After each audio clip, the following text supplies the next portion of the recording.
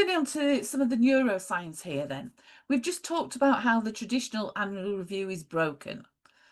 And now let's look at it from a brain's perspective, why it's broken. Your brain, my brain, everybody's brain is constantly scanning the environment, questioning every single piece of information. And it's something like 10,000 pieces of information per second are actually taken in through our five senses.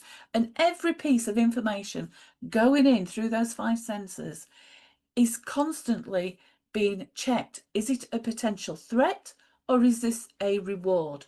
And if there is any doubt about it at all, it will automatically be categorized as a threat.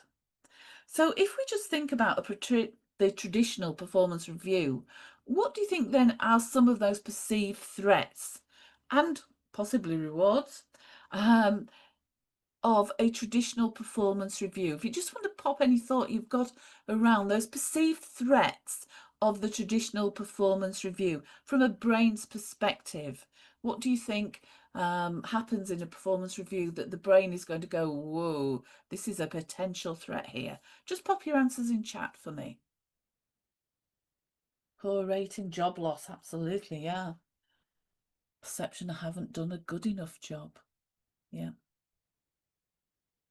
Worried about being criticised. Managers worried about the individual, your team members' reaction. Yeah, absolutely. Feedback could be negative, unexpected conversations, that surprise element. Yeah, natural pessimism. Absolutely. Yeah, these high stakes, the surprise feedback, that potential change in pay or status or even loss of job.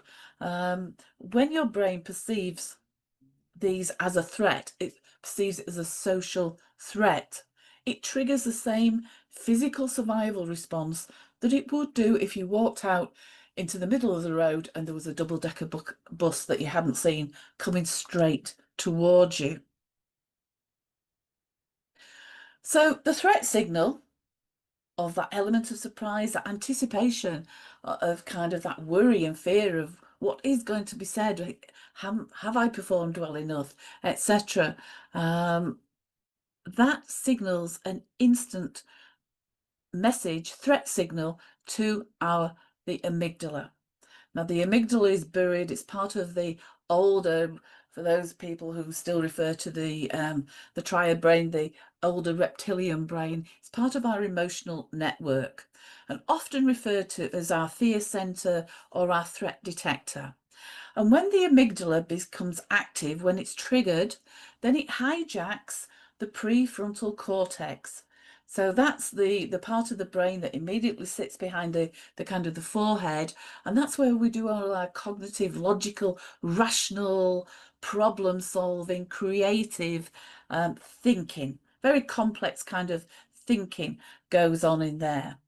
And when we trigger a threat response, it literally inhibits our ability to learn, to actually accept, to process and accept feedback and think strategically about the future. You go into a survival or protective state, fight, flight or freeze, and we're no longer to perform at our best.